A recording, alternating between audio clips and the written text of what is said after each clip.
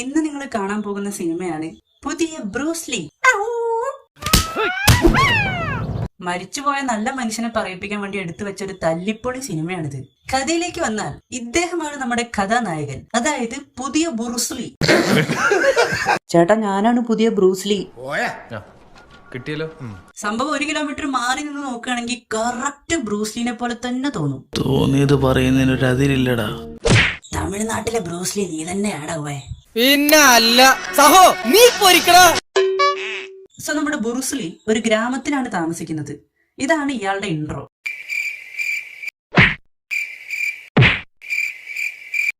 ഇയാളെ കണ്ട് പേടിച്ച് ഓടി വരുന്നവരൊക്കെ കറക്റ്റ് ആയിട്ട് ഈ സ്പോട്ടിലെത്തുമ്പോ വീഴുന്നുണ്ട്. ഇയാളുടെ പ്രത്യേകത എന്താണെന്ന് വെച്ചാൽ വേറെന്താ, ഇയാൾക്ക് അഭിനയിക്കാൻ അറിയില്ല, അതന്നെ.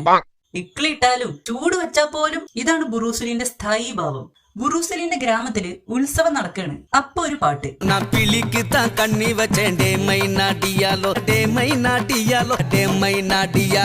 ഇതെന്ത് ഭാഷ? എന്നതാടാ ഇത്? മഴവില്ലോ? ഒരു അമ്പലത്തിന്റെ ഫ്രണ്ടിലാണ് ഇതൊക്കെ നടക്കണത് കേട്ടോ. ആലോചിക്കണം. ഈ തല്ലിപ്പൊളി പാട്ടിന്റെ ഇടയില് ഷിക്മയായ നമ്മുടെ ബ്രൂസ്ലി അണ്ണന്റെ ക്യൂട്ട് എക്സ്പ്രഷൻസ് ഒക്കെ കാണിക്കുന്നുണ്ട് കേട്ടോ. என்னது வெக்கமா பண்ணக்கூடாது, பார்க்க முடியல. എന്താ മൂലക്കുരുന്റെ അസുഖമുണ്ടോ? അല്ല നിനക്ക് ഇരിക്കാൻ പറ്റുന്നില്ല?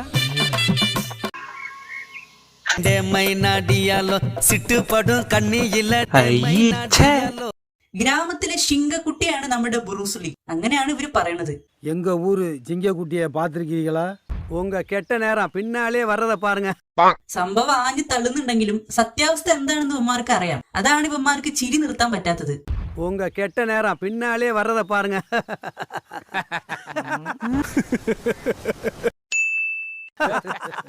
ഈ നായിന്റെ മോനെ ഇനി ഞാൻ കൊന്നുകളയും. ബ്രൂസ്ലിന്റെ അച്ഛൻ നാട്ടിലൊരു മെയിൻ വേട്ടക്കാരനാണ്. പന്നിയെ പിടിക്കണ കാര്യത്തിൽ അങ്ങേര് കില്ലാടിയാണ്. പക്ഷെ പന്നിയെ പിടിക്കാൻ അറിയുന്ന ഇങ്ങേർക്ക് പന്നിപ്പടക്കം എങ്ങനെ പിടിക്കണം എന്നറിയില്ല. അതുകൊണ്ട് തന്നെ പടക്കം പൊട്ടി ബ്രൂസ്ലിന്റെ അച്ഛനും അമ്മയും മരിക്കും. അവിടെ ഇത്രയും പേരുണ്ട്, ആർക്കെങ്കിലും ആ തീ ഒന്ന് പോയി കെടുത്തിക്കൂടെ? അതൊന്നും പറ്റില്ല. അതെന്താ? അപ്പൊ അവര് രക്ഷപ്പെടില്ലേ? ബാക്കിലൊരു ജൂനിയർ ആർട്ടിസ്റ്റ് മാരക അഭിനയം കാഴ്ചവെക്കുന്നുണ്ട് കേട്ടോ. ഇയാള് കരയാണോ അതോ പിച്ചെടുക്കാണോ? അതൊരു കൈ. അപ്പൊ ആരും മരിച്ചിട്ടില്ല. നിന്ന് ടർക്കിക്കോഴി കരയണ പോലെ കരയാണ്ട് പോയി രക്ഷപ്പെടുത്തറാ. നമ്മുടെ ബ്രൂസ്ലിന്റെ അമ്മാവൻ ഈ സംഭവം അറിഞ്ഞിട്ട് ഓടി എത്താണ്. അമ്മാവനെ ഫോൺ വിളിച്ചവൻ പടക്കം പൊട്ടിയതിന്റെ സൗണ്ട് എഫക്റ്റ് ഒക്കെ വായ കൊണ്ട് ഉണ്ടാക്കുന്നുണ്ട് കേട്ടോ.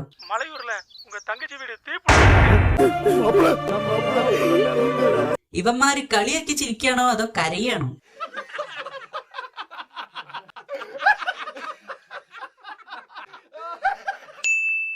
மாப்பிள்ள ரொம்ப துக்கத்துல இருக்காப்ல. ஒரு மாசத்துக்கு உங்களோட இருக்கட்டும். അങ്ങനെ ബ്രൂസ്ലി അമ്മാവിന്റെ കൂടെ പട്ടണത്തിലേക്ക് പോവുകയാണ്. അമ്മാവിന്റെ 2 മക്കളാണ്, ഒരു മകനും ഒരു മകളും. ഈ മകളെ അവളുടെ അമ്മയുടെ അനിയന്റെ മകൻ സ്നേഹിക്കുന്നുണ്ട്. ഓ, നല്ലൊരു വീഴ്ച വീണുണ്ട്. അങ്ങോട്ട് മാറി നിന്നിട്ട് ഒഴിഞ്ഞോ. അങ്ങനെ ഇരിക്കുമ്പോ ബ്രൂസ്ലിന്റെ അമ്മാവൻ 1 കോടി കൊടുത്ത് ഒരു പറമ്പ് വാങ്ങിക്കും. 1 കോടി നീ പാത്ത. പക്ഷെ നമ്മുടെ കഥയിലെ വില്ലന്മാർക്ക് ഈ പറമ്പ് കിട്ടിയേ പറ്റൂ. അറിയാത്ത ഇംഗ്ലീഷൊക്കെ കഷ്ടപ്പെട്ട് പറയുന്ന ഇവന്മാരാണ് ഈ സിനിമയിലെ വില്ലന്മാര്. അത് ശരിയാ, അർജന്റായിട്ട് സാധിക്കണമെങ്കിൽ കുറുക്ക് വഴിയൊക്കെ അറിഞ്ഞിരിക്കുന്നത് നല്ലതാ. ഈ വില്ലന്മാര് അമ്മാവനെതിരെ ഭീഷണി മുഴക്കാണ്. ഭീഷണി പേടിച്ച് അമ്മാവൻ നമ്മുടെ ബ്രൂസ്ലിനെ അയാളുടെ മകളുടെ കൂടെ കോളേജിലേക്ക് അയക്കുകയാണ്. அதனால நீங்க கூட துணைக்கு போயிட்டு வந்தீங்கன்னா கொஞ்சம் நல்லா இருக்கும்னு நினைக்கிறேன் மாப்ள. ഇത് ബോഡി ഗാർഡ് അല്ലേ? അല്ല, ഇതാണ് പുതിയ ബ്രൂസ്ലി. அப்படி எதுனா நீங்க இவர் நம்பருக்கு ஃபோன் பண்ணா போதும். വില്ലന്മാര് വരുമ്പോ ഫോൺ വിളിച്ച് പറയാനാണെങ്കിൽ ഇപ്പൊ ഇയാളെ തന്നെ അയക്കണോ? ആരെ വേണമെങ്കിലും അയക്കാലോ. இந்தாங்க மாப்ள.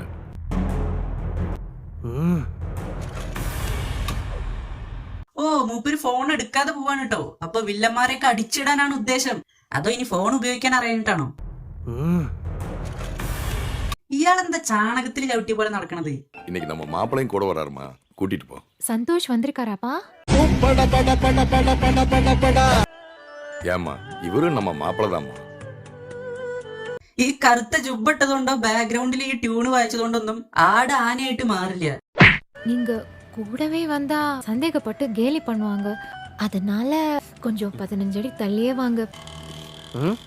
15 அடி. ഉഫ്. A few moments later. எல்லாரும் அங்க பாருங்க, பக்கத்து டேபிள்ல ஒரு கருவ பையன் உட்கார்ந்து பாத்துட்டு இருக்கான்ல. വല്ല കാര്യമുണ്ടോ? എന്തിനാണ് ഇങ്ങനെ ഇല്ലാന്ന് നടക്കണേ? പുതിയ ബ്രൂസ്ലി വന്നേക്കണു. ഈ സമയം നമ്മുടെ വില്ലന്റെ ഗുണ്ടകൾ നായികയെ അറ്റാക്ക് ചെയ്യാൻ വരികയാണ്. അവന്മാർക്ക് പുതിയ ബ്രൂസ്ലിനെ പറ്റി അറിയില്ലല്ലോ. ഇയാള് കൈ മടക്കി ബെൽറ്റ് ഇട്ട് വരുമ്പോഴേക്കും അവന്മാരെ പെണ്ണിനെ കൊണ്ട് പോയിണ്ടാവും. എന്താ ഒരു സൗണ്ട്? ഇപ്പൊ നായ വല്ലതും കുറച്ചോ? ഓ, ഇയാളുടെ തൊള്ളേന്നാണോ? കൊള്ളാലോ.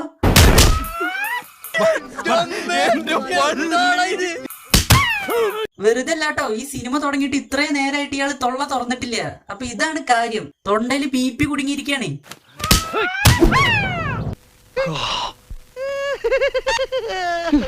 சத்தியம் பாரு, இது ஸ்பூஃப் படம்ல. இந்த படத்துக்காக கிட்டத்தட்ட ஒரு 12 வருடங்கள் கடுமையாக பயிற்சி பண்ணியிருக்கேன். ഭയങ്കരം തന്നെ. என்னோட ஃபைட் சீக்வன்ஸ் பார்த்தீங்கன்னா ப்ரூஸ்லியே வந்து ஃபைட் பண்ண மாதிரி இருக்கும்.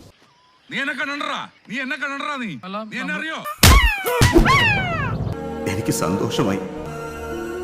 അയ്യപ്പാ, ഈശ്വരൻ നിന്നോട് പൊറുക്കട്ടെ. ഇത് കേട്ടിട്ട് എനിക്ക് ചിരി നിർത്താൻ പറ്റണില്ല. സോറി. സാരമില്ല, ഇത് കേൾക്കുന്ന എല്ലാവരും ചിരിക്കാറുണ്ട്. എന്തായാലും ബ്രൂസ്ലീനെ തൊള്ളപൊളിക്കൽ കേട്ടിട്ട് നായികയ്ക്ക് അവനോട് ഇഷ്ടം തോന്നുകയാണ്. അവിടെ ഈ സിനിമയുടെ ഇന്റർവെൽ. எப்படிலாம் செமையா ஃபைட் பண்றீங்க? അല്ലാതെ മൂട് വെച്ച് ആരും അടിക്കില്ലല്ലോ. അങ്ങനെ ബ്രൂസ്ലി വീണ്ടും വില്ലന്മാരെ തല്ലാൻ പോവുകയാണ്.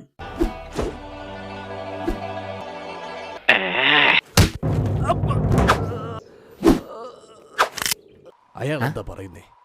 എനിക്കറിയാം എന്തോ കാര്യമായിട്ട് പറയുന്നു.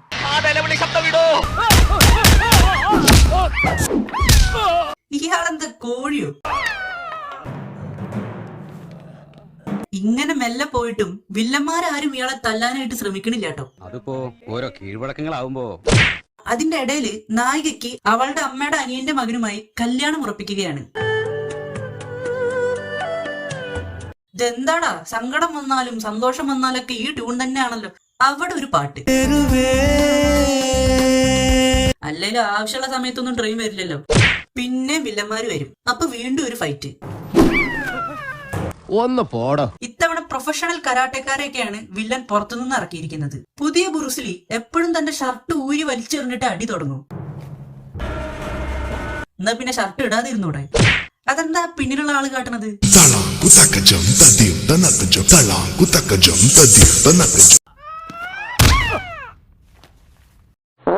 A few moments later. ഇനിമേ എங்க മാമ கிட்ட பிரச்சனை பண்ணீங்க, அவ்வளவுதான்.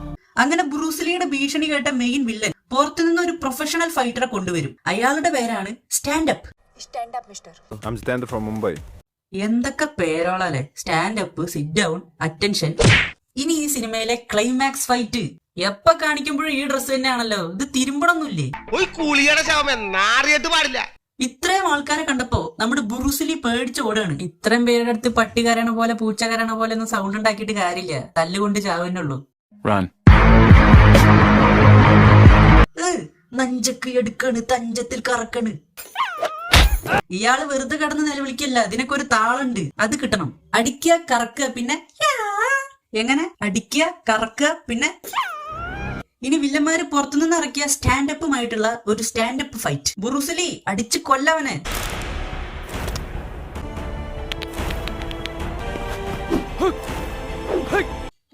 ഇതെന്റെ കണ്ണിന് വല്ലതും പറ്റിയതാണോ അതോ ഇവന്മാര് കോമഡി കാണിക്കണോ? നിങ്ങൾ അങ്ങോട്ടും ഇങ്ങോട്ടും നിന്ന് കഥകളി കാട്ടാണ്ട് അടിക്കണോ? ഒരുത്തൻ തെക്കോട്ടാണെങ്കിൽ ഒരുത്തൻ വടക്കോട്ടാണ്. അല്ല, ഇത് പ്രാക്ടീസ് ചെയ്തിട്ട് അടിക്കാൻ ഇവിടെ ടൂർണമെന്റ് ഒന്നും നടക്കണില്ല. ഇതെന്തൊക്കെയാണ് ഇയാള് കാട്ടണത്? മുതുകില് മലയും കുന്നൊക്കെ കാണാണ്ടല്ലോ. കിട്ടി കിട്ടി കിട്ടി, കനത്തിൽ ഒരെണ്ണം കിട്ടി.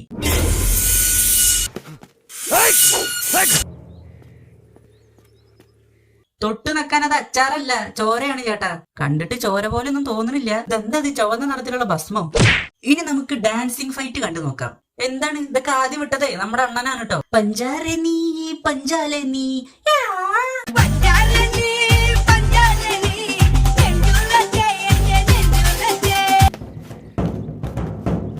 ഇതെന്താണ് ഇയാളുടെ പാന്റിന് പുളിറുമ്പ് കയറിയോ?